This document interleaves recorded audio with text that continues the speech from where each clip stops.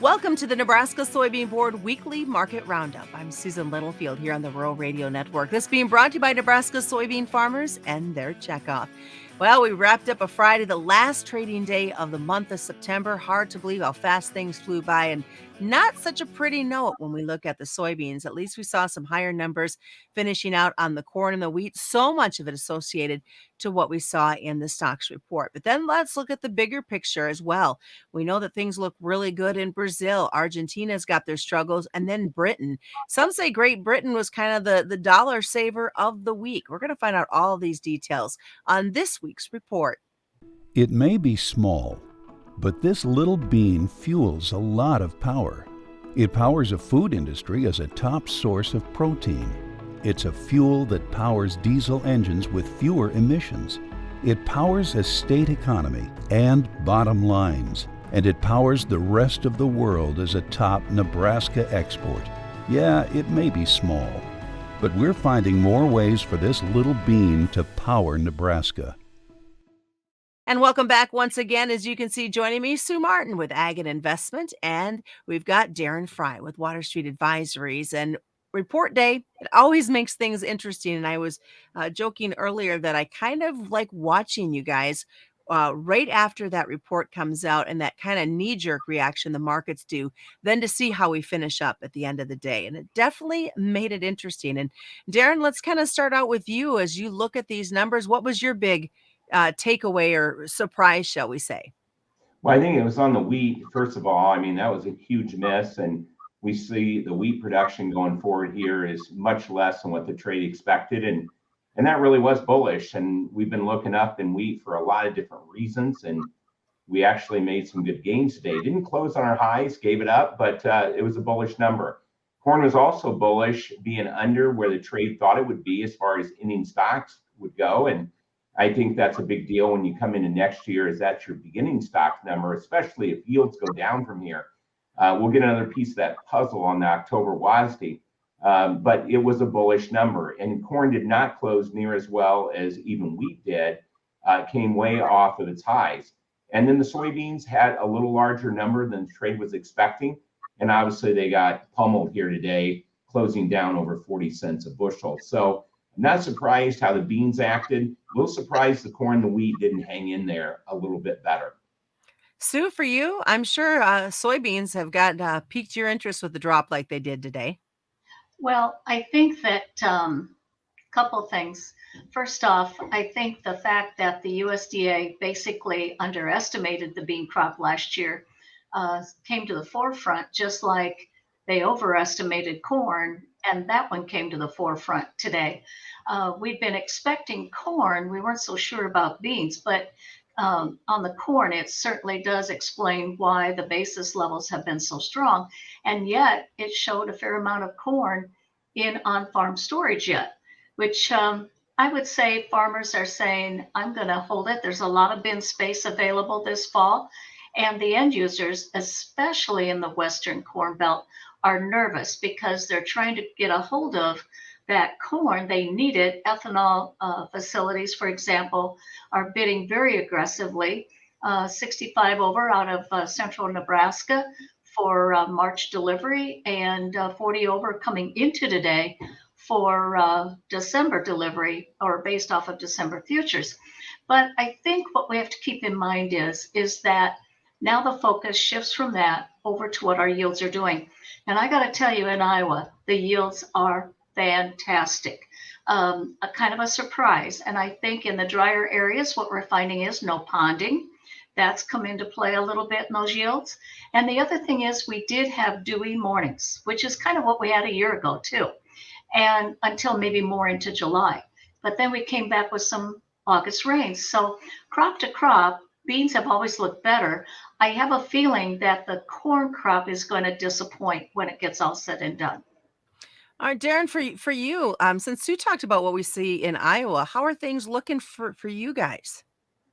We're really good over here. There's some poor yields when you get into parts of Indiana, but Illinois is solid, Wisconsin, Michigan, even Ohio. And I hear Eastern Iowa is just, excellent. But we're running above what we thought. And it's because of large kernels. and the soybeans are like marbles. We've had some late rains that really affected the kernel size and the size of the bean in the pod. I think that's where the extra yield is coming from. But we're easily outstripping our yield projections by 20 to 30 bushel across the board on corn. And on soybeans, I'd say they're 5 to 7 better than we expected. So, as we continue here at the Nebraska Soybean Board Weekly Market Roundup, I don't want to stray from a question that did come from a viewer, and that was, I've got the bin storage. Do I store on my farm, or do I say to heck with it and load up everything and take it to town? Darren, we'll start with you.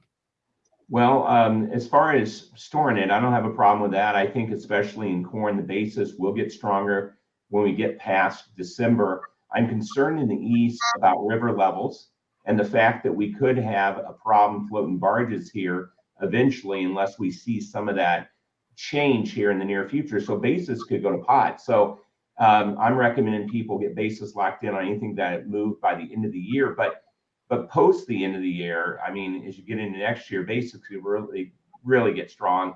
And I think we got to move 700 million bushel of corn west, because the sorghum crop was small, the corn crop was small, and there's no wheat to feed.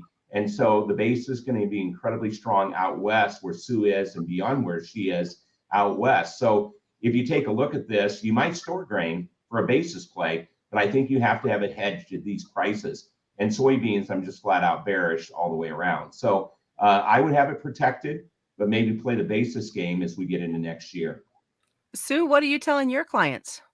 Well, here's the thing. I look at the basis right now, and farmers have a tendency to sell beans first and hang on to the corn.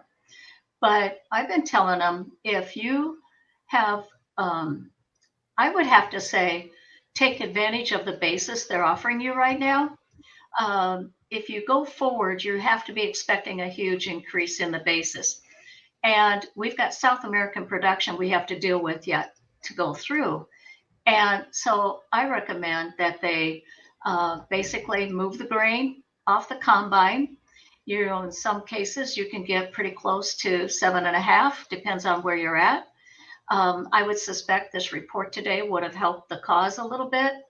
And then I would say buy back call spreads.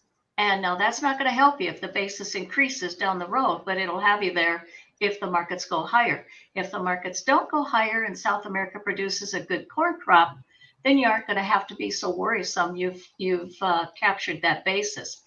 The other way you can play it is if you put the crop in the bin, then buy put spreads underneath you to cheapen up the costs and then walk it down if the market falls.